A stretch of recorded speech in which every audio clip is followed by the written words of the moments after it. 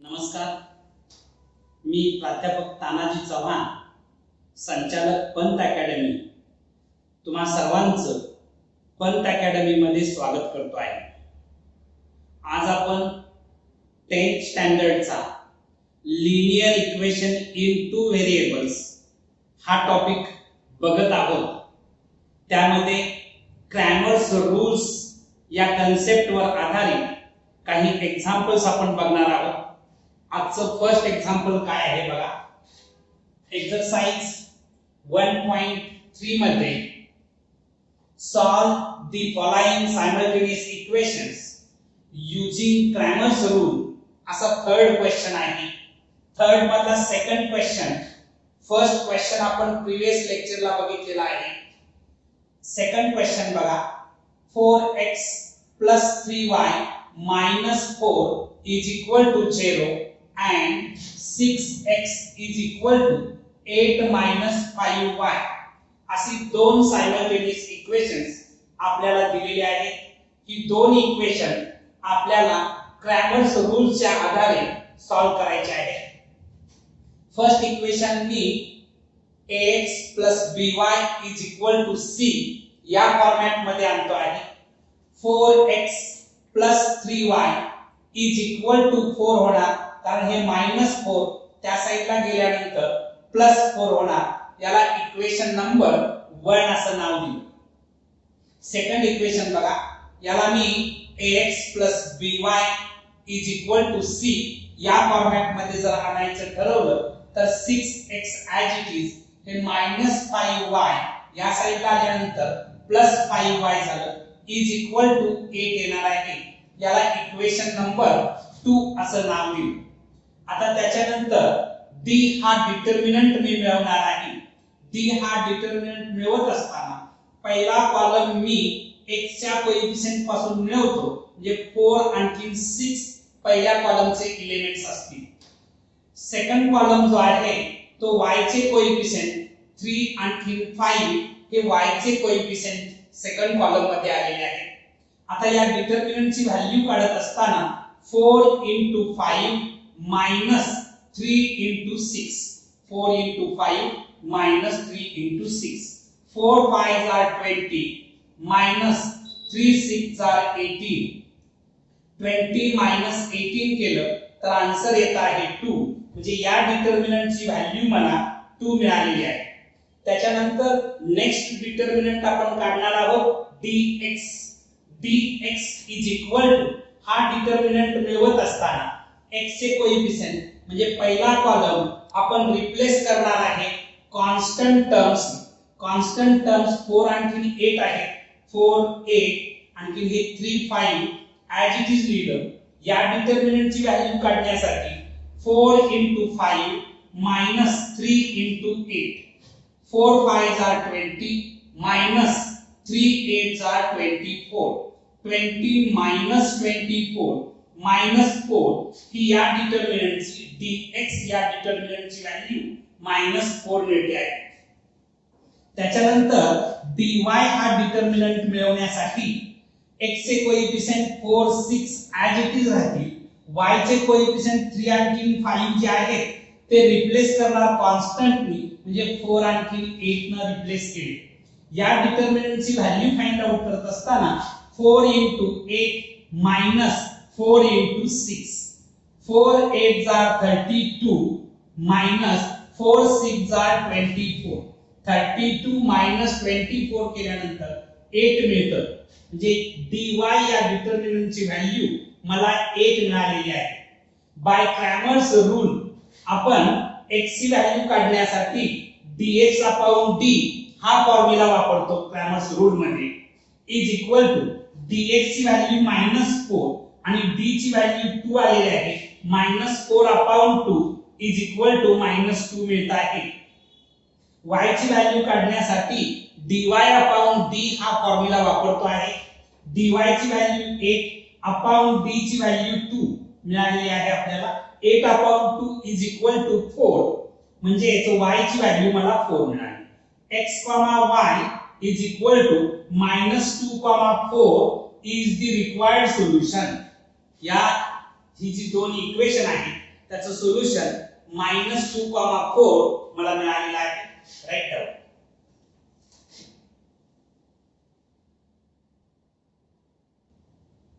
Cramer's rule या concept वरती third example आपण बघणार आहोत.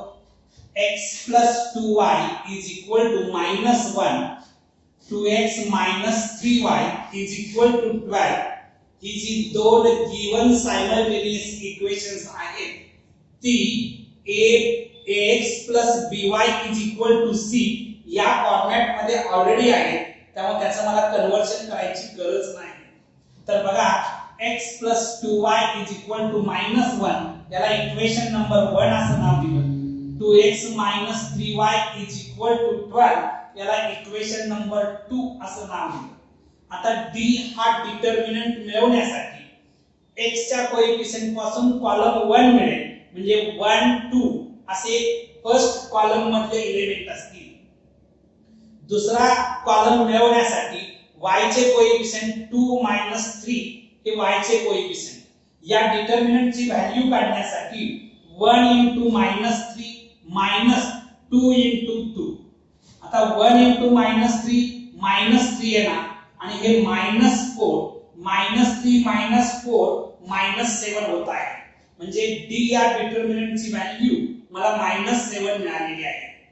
dx हा डिटर्मिनंट मिळवत असताना x च्या कोएफिशिएंट असणारा कॉलम म्हणजे पहिला कॉलम मी रिप्लेस करणार आहे कॉन्स्टंट टर्मनी, म्हणजे -1 आणखी 12 ने रिप्लेस केला आणि हे 2 3 हा second column as it is लिहिला.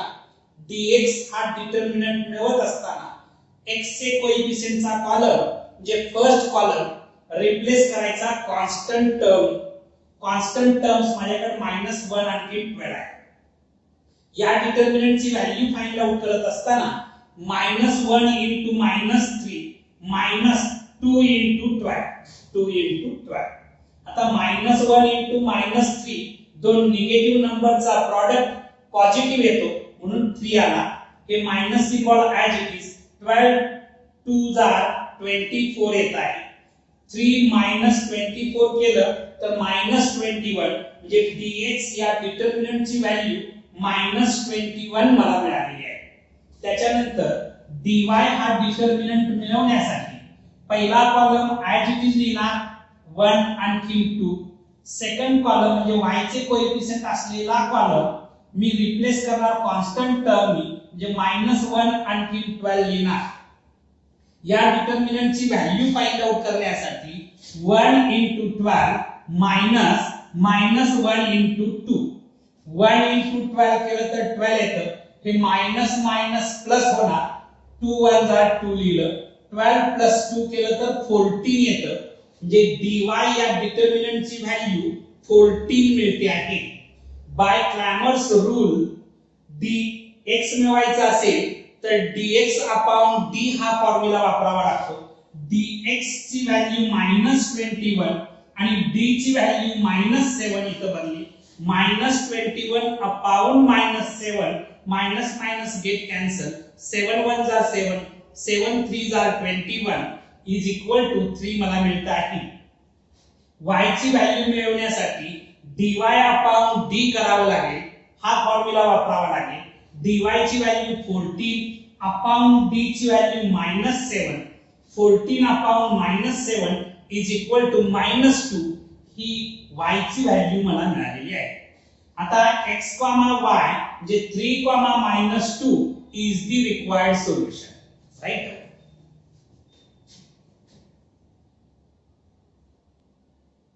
Next question. Question number 4. 6x minus 4y is equal to -12. 8x minus 3y is equal to -2. ही जी दोन सायमल्टेनियस इक्वेशन्स दिलेली आहेत ही दोन्हीच्या दोन्ही ax plus by is equal to c या फॉर्मॅट मध्ये आहे. त्यामुळं मी डायरेक्ट लिहितो आहे 6x minus 4y is equal to -12 equation number 1.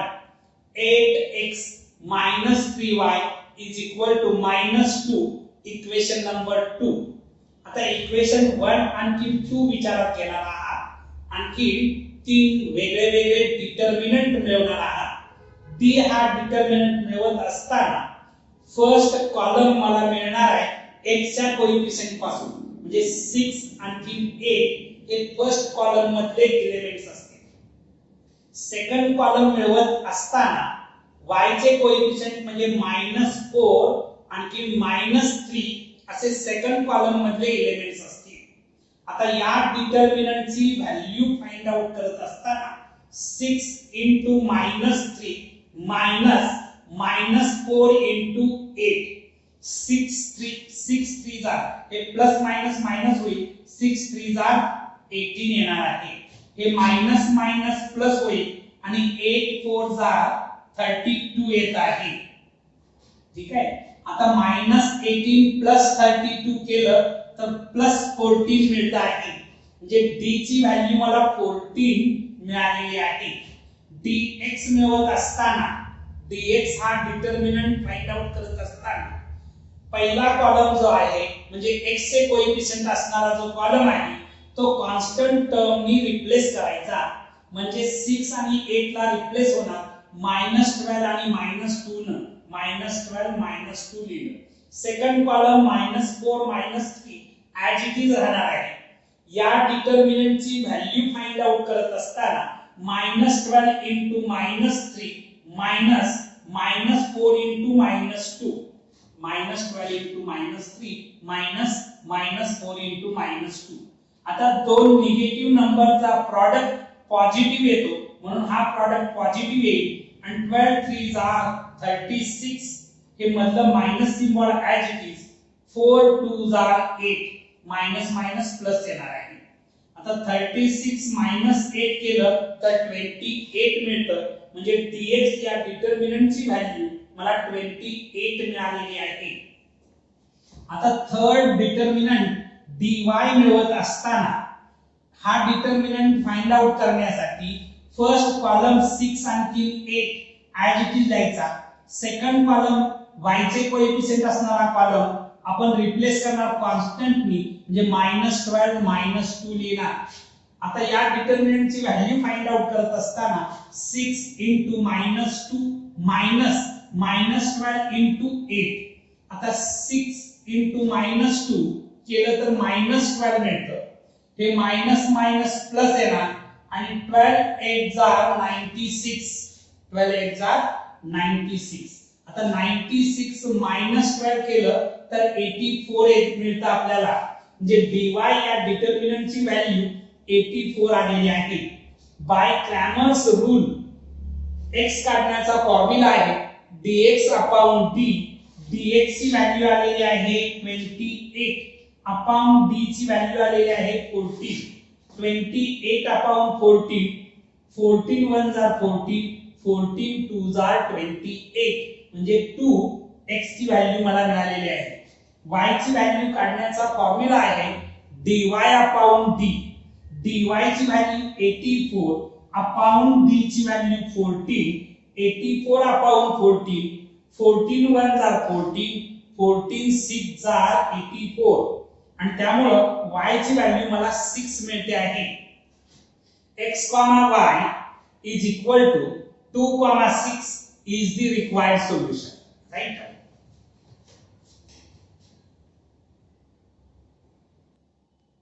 The next question बघा, 4m plus 6n is equal to 54, and second equation 3m plus 2n is equal to 28।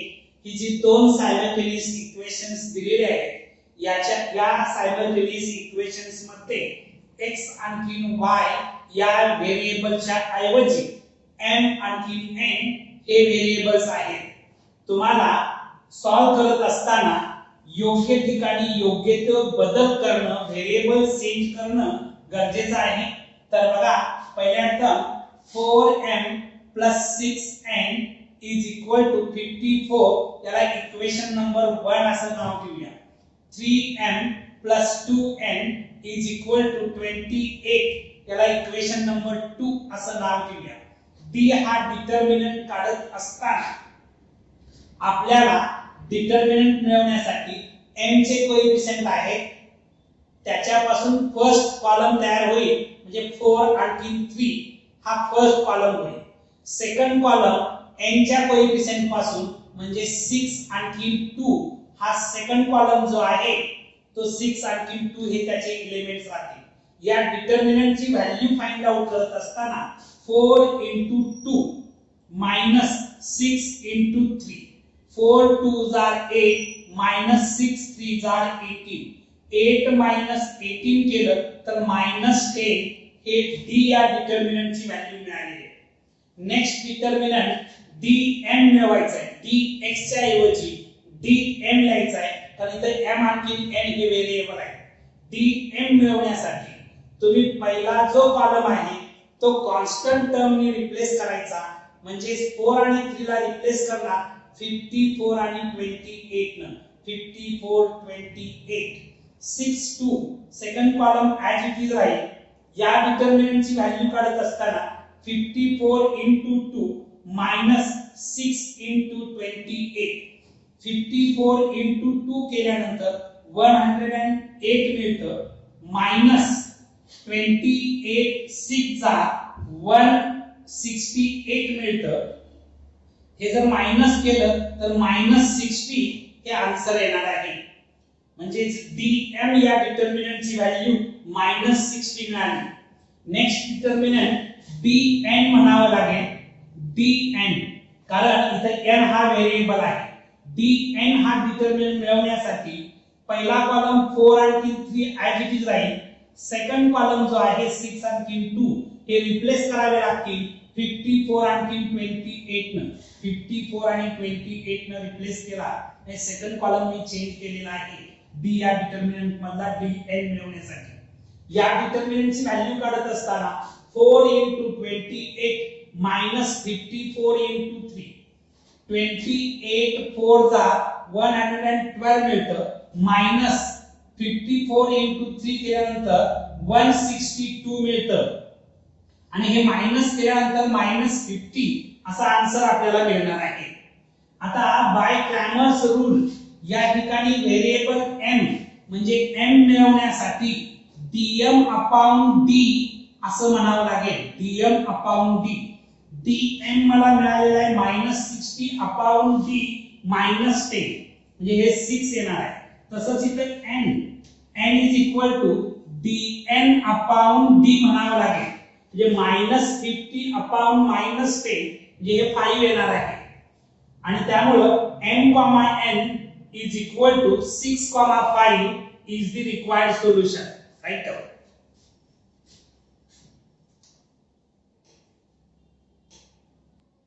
Next question बघा काय question आहे.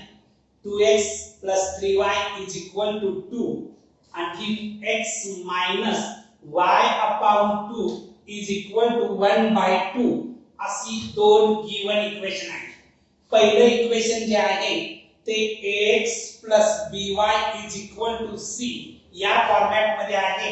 2x plus 3y is equal to 2 याला equation number 1 असं नाव देतो. Second equation जे आहे ते ax plus by is equal to c या फॉर्मॅट मध्ये नाही आहे. याला त्या फॉर्मॅट मध्ये आणण्यासाठी मी बोथ साइडला म्हणजे या इक्वेशनला थ्रू आउट 2 न मल्टिप्लाय करतो.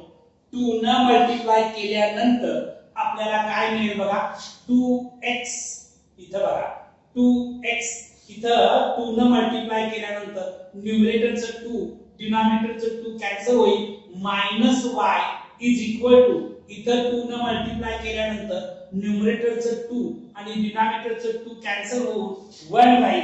म्हणजे सेकंड इक्वेशन मला मिळालेलं आहे 2x y is equal to 1 याला इक्वेशन नंबर 2 असं नाव देतो. d हा डिटर्मिनंट मिळवण्यासाठी मी x च्या कोएफिशियंट पासून फर्स्ट कॉलम आणि y च्या कोएफिशियंट पासून सेकंड कॉलम मिळवतो आहे. म्हणजे 2 2 फर्स्ट कॉलम मधले एलिमेंट आणि 3 1 हे सेकंड कॉलम मधले एलिमेंट असणार आहेत. या डिटर्मिनंटची व्हॅल्यू फाइंड आउट करण्यासाठी 2 into -1 -3 into 2 हे -2 2 into -1 -2 हे मायनस सिम्बॉल आहे इट इज 3 into 2 केलं तर 6 मिळतं -2 -6 -8 येणार म्हणजे d या डिटर्मिनंटची व्हॅल्यू -8 मिळते आहे dx हा डिटर्मिनंट मिळवण्यासाठी पहिला कॉलम जो आहे म्हणजे x च्या कोएफिशिएंट पासून मिळालेला जो कॉलम आहे तो मी रिप्लेस करणार कॉन्स्टंट टर्म म्हणजे 2 आणखी 1 म्हणजे 2 रिप्लेस केलं 2 1 second column 3 1 as it is या डिटर्मिनंटची व्हॅल्यू फाइंड आउट करण्यासाठी 2 into -1 -3 into 1 म्हणजे -2 -3 म्हणजे -5 मिळत आहे dx या डिटर्मिनंटची व्हॅल्यू -5 मला मिळाली आहे dy हा डिटर्मिनंट मिळवण्यासाठी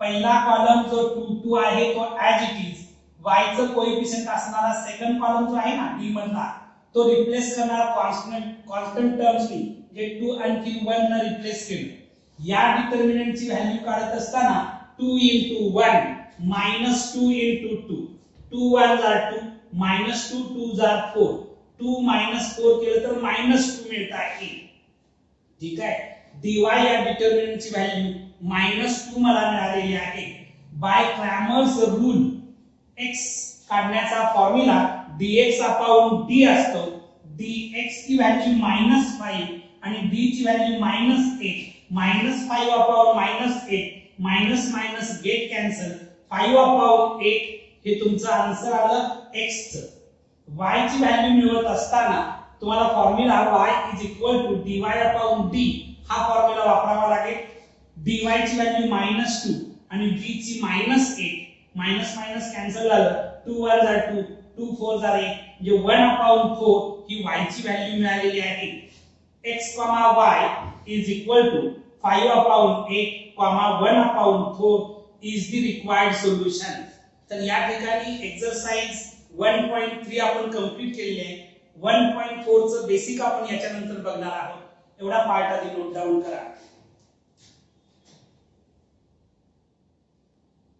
नेक्स्ट कन्सेप्ट आपण बघणार आहोत तो अत्यंत इम्पॉर्टंट असा कन्सेप्ट आहे तर बघा काय आपल्याला सॉल्व करायचं आहे 4/x plus 5/y is equal to 7 and 3/x plus 4/y is equal to 5 अशी दोन गिवन इक्वेशन आहे बेसिकली ही जरी इक्वेशन असली तरी ती लिनियर इक्वेशन नाही पहिल्यांदा या नॉन लिनियर इक्वेशनला आपल्याला लिनियर इक्वेशन मध्ये कन्वर्ट करावं लागेल ते कन्वर्जन कसं करायचं तर इथं 1/x जे आहे त्याच्यासाठी तुम्ही m हा व्हेरिएबल कन्सिडर करा आणि 1/y साठी n हा व्हेरिएबल कन्सिडर करा आणि मग हे नॉन लिनियर इक्वेशन जे आहे त्यांचं कन्वर्जन लिनियर इक्वेशन मध्ये होईल बघा मी पहिल्यांदा नॉन लिनियर इक्वेशनचं लिनियर इक्वेशन मध्ये कन्वर्जन करतो आणि मग त्यानंतर इलिमिनेशन्स मेथड वापरून तुम्ही सॉल्व्ह करू शकताय सबस्टिट्यूशन्स मेथड वापरून तुम्ही सॉल्व्ह करू शकताय किंवा क्रॅमर्स रूलच्या आधारे तुम्ही सॉल्व्ह करू शकताय किंवा ग्राफिकल मेथडने सुद्धा सॉल्व्ह करू शकताय तुम्हाला कुठली मेथड कन्व्हिनियंट असेल त्या मेथडने तुम्ही सॉल्व्ह करू शकताय पहिल्यांदा गिवन नॉन लिनियर इक्वेशन आपण लिनियर बनवूया तर बघा 4/x plus 5/y is equal to 7 हे फर्स्ट इक्वेशन जे गिवन इक्वेशन आहे ते मी असं लिहू शकतो 4 into 1/x plus y 5 into y 1/y is equal to 7 हे इक्वेशन बघा 4 1s are 4/x 5 1s are 5/y लिहिण्याची फक्त स्टाईल बदललेली आहे 4 into 1/x plus 5 into 1/y is equal to 7 याला इक्वेशन नंबर 1 असं नाव दिलं सेकंड गिवन इक्वेशन जे आहे 3/x plus 4/y is equal to 5 ही लिहिण्याची स्टाईल मी बदलली 3 into 1/x plus 4 into 1/y is equal to 5 या स्टाईलने ही दोन इक्वेशन लिहिलेली आहेत याला मी इक्वेशन 2 असं नाव देतो आता या ठिकाणी इक्वेशन 1 आणि इक्वेशन 2 मध्ये 1/x ला रिप्लेस करतो मी n आणि 1/y ला रिप्लेस करतो मी n. Replacing 1/x by n and 1/y by n, we get equation 1 आणि 2 मध्ये मी 1/x ला रिप्लेस केले n, 1/y ला रिप्लेस केले n, we get बघा 4n plus 5n is equal to 7. याला इक्वेशन नंबर 3 असं नाव देतो. त्याच्यानंतर 3n plus 4n is equal to 5, याला इक्वेशन नंबर 4 असं नाव दिलं. आता मी ही जी दोन इक्वेशन मिळवलेली आहेत, इक्वेशन 3 आणि इक्वेशन 4, ही दोन्ही equation linear equation in two व्हेरिएबलच्या फॉर्मॅट मध्ये आलेली आहेत. ax by is equal to c या फॉर्मॅट मध्ये ही दोन इक्वेशन मी मिळवलेली आहेत. म्हणजे नॉन लिनियर इक्वेशनचं कन्वर्शन केलेलं आहे लिनियर इक्वेशन मध्ये. त्यासाठी मी काय टेक्निक वापरलं बघा. हे टेक्निक जर तुम्हाला वापरता आलं तर या टाइपचे क्वेश्चन्स तुम्ही सॉल्व करू शकता. अदरवाइज या टाइपचे क्वेश्चन सॉल्व करणं तुम्हाला अवघड जाईल. ओके, आता इक्वेशन 3 आणि 4 चा तुम्ही विचार करा. इथं n चे कोएफिशिएंट इक्वल नाही की n चे कोएफिशिएंट इक्वल नाही. मी एलिमिनेशन मेथड जर वापरणार असेल तर मला m किंवा n चे कोएफिशिएंट इक्वल करावे लागतील. समजा मी n चे कोएफिशिएंट इक्वल करायचं ठरवलं तर इक्वेशन 3 ला मला मल्टिप्लाय करावं लागेल 4 न आणि इक्वेशन 4 ला मला मल्टिप्लाय करावं लागेल 5 न. मी इक्वेशन 3 ला 4 न मल्टिप्लाय करतो आणि इक्वेशन 4 ला 5 न मल्टिप्लाय करतो आहे. Multiplying equation 3 by 4 and equation 4 by 5 we get. आता इक्वेशन 3 ला 4 न मल्टिप्लाय केल्यानंतर 4m into 4 केलं तर 16m येईल प्लस 4 into 5n केलं तर 20n येईल is equal to 7 4s are 28. याला इक्वेशन नंबर 5 असं नाव दिलं. इक्वेशन 4 ला मी 5 न मल्टिप्लाय करणार. इथं 5 न मल्टिप्लाय केलं तर 15n येणार प्लस इथं 5 न मल्टिप्लाय केलं तर 20n येणार. इथं 5 न मल्टिप्लाय केलं तर 25 येणार. याला इक्वेशन नंबर 6 असं नाव दिलं. तुम्ही इक्वेशन 5 आणि इक्वेशन 6 कन्सिडर करा. इथं n चे कोएफिशिएंट आपण इक्वल केलेले आहेत आणि साइन सुद्धा सेम आहे आणि साइन सेम असल्यामुळे मला इक्वेशन 5 मधून इक्वेशन 6 मायनस करावं लागेल. मी इथं लिहिलेलं आहे equation 5 minus equation 6 we get काय मिळणार बघा. 16m plus 20n is equal to 28. 15n plus 20n is equal to 25. Minus करत असताना सेकंड इक्वेशनची साइन चेंज होता म्हणून मी साइन चेंज केली. प्लस होतं त्याचं मायनस, प्लस होतं त्याचं मायनस, प्लस होतं त्याचं मायनस. आता हे प्लस आणखी मायनस कॅन्सल केलं. 16n मधून 15n कॅन्सल केलं तर m येणार आहे मायनस केल्यानंतर. आणखी 28 मधून 25 मायनस केलं तर 3 येतं. म्हणजे m इज इक्वल टू 3 मिळालं. m इज इक्वल टू 3 ही जी व्हॅल्यू मिळालेली आहे ती इक्वेशन 3 मध्ये मी पुट करतो आहे. Substituting m is equal to 3 in equation 3 we get. तर इक्वेशन 3 मध्ये m च्या जागेला मी 3 पुट करतो आहे. 4 into 3 plus 5n is equal to 7. 4 3s are 12 होतं. हे प्लस 12 आहे. त्या साइडला जाऊन मायनस होणार. म्हणजे 5n is equal to 7 minus 12. म्हणजे 5n is equal to minus 5. n is equal to minus 5 upon 5. जे n is equal to minus 1 मिळालं. m ची व्हॅल्यू 3 मिळालेली आहे. n ची व्हॅल्यू minus 1 मिळालेली आहे. त्या मिळालेल्या व्हॅल्यूज पुन्हा 1 upon x आणि 1 upon y मध्ये पुट करायच्या. म्हणजे x आणि y ची व्हॅल्यू मिळेल. एवढा पार्ट आधी नोट डाउन करा, मग सेकंड पार्ट आपण बघूया. तर आपण m ची व्हॅल्यू 3 मिळवलेली आहे, n ची व्हॅल्यू -1 मिळालेली आहे. मग असे आपण m कशासाठी वापरलं होतं तर 1/x साठी m कन्सिडर केलं होतं आणि 1/y साठी n कन्सिडर केलं होतं. म्हणून आलेल्या m आणि n च्या व्हॅल्यू मी 1/x आणि 1/y मध्ये पुट करतो आहे.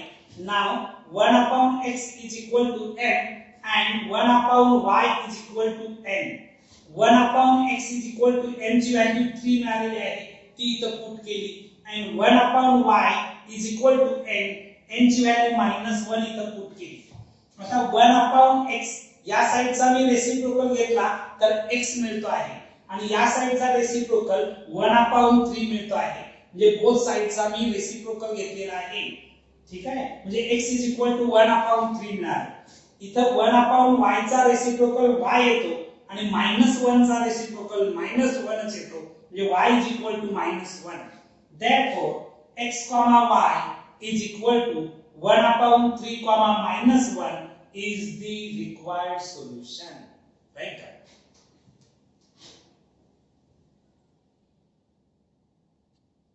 Next question बघा.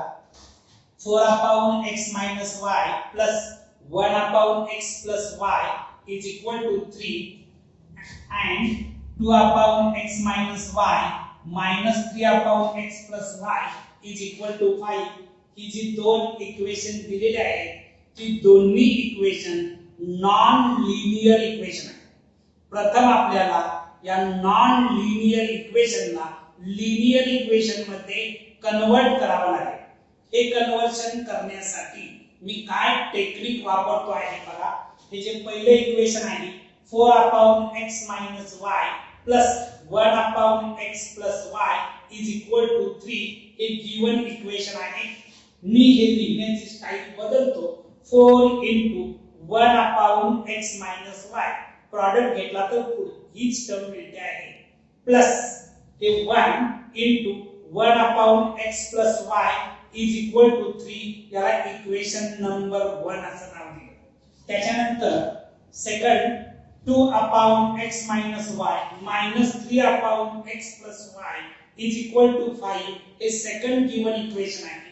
मी याला लिहिण्याची स्टाईल बदलतो तर 2 into 1/x minus y minus 3 into 1/x plus y is equal to 5 याला मी इक्वेशन नंबर 2 असं नाव देतो. ठीक आहे. आता या दोन इक्वेशन मध्ये 1/x minus y ला मी m न रिप्लेस करतो आणि 1/x plus y ला मी n न रिप्लेस करतो आहे.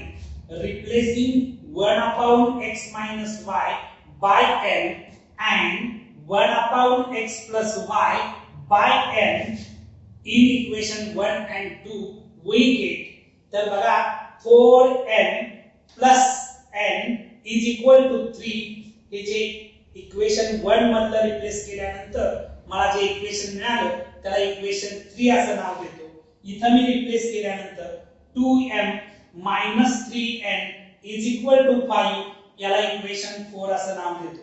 आता तुम्ही इक्वेशन 3 आणि इक्वेशन 4 ही जी दोन इक्वेशन मिळवलेली आहे ही दोन्ही equation linear equation in two variables आहेत. आता मी इलिमिनेशन मेथडने याला सॉल्व करायचं जर ठरवलं तर इथे n चे कोएफिशिएंट इक्वल नाही किंवा n चे सुद्धा कोएफिशिएंट इक्वल नाही. कुणाचे तरी एकाचे कोएफिशिएंट आपल्याला इक्वल करावे लागतील. त्यासाठी मी इक्वेशन 3 ला जर मी 3 ने मल्टिप्लाय केलं तर n चे कोएफिशिएंट इक्वल होतील. म्हणून मी लिहिलं multiplying equation 3 by 3 we get याला जर 3 ने मल्टिप्लाय केल्यानंतर 12n plus 3n is equal to 9 याला इक्वेशन नंबर 5 असं नाव दिलं. इक्वेशन 4 आणि इक्वेशन 5 जर तुम्ही विचारात घेतलं तर n चे कोएफिशिएंट 3 आणि 3 सेम आहे आणि साइन आपली डिफरंट आहे. साइन डिफरंट असल्यामुळे मला ऍडिशन करावे लागेल. मी करतो आहे equation 4 plus equation 5 we get equation 4 काय आहे बघा 2m minus 3n is equal to 5 आणि इक्वेशन 5 काय आहे 12m plus 3n is equal to 9 addition करणार आहे. Plus 3n minus 3n cancel होईल 2m आणि 12n 14m येणार आणि 9 प्लस 5 केलं तरी 14च मिळतं 14m is equal to 14 therefore n is equal to 1 येणार आहे ठीक आहे आता n ची व्हॅल्यू 1 आलेली आहे substituting n is equal to 1 in equation 3 equation 3 मध्ये मी n ची व्हॅल्यू 1 पुट केली तर 4 into 1 plus n is equal to 3 n च्या ठिकाणी 1 पुट केले हे प्लस 4 आहे त्या साइडला जाऊन मायनस होणार n is equal to 3 minus 4 म्हणजेच n is equal to minus 1 n ची व्हॅल्यू 1 मिळाली n ची व्हॅल्यू minus 1 मिळालेली आहे नंतर आपण ज्याच्यासाठी m आणि n वापरले त्याच्यामध्ये या व्हॅल्यूज पुट करून x आणि y च्या व्हॅल्यू काढू शकतो पण एवढा पार्ट आधी नोट डाउन करा मग नेक्स्ट पार्ट आपण बघूया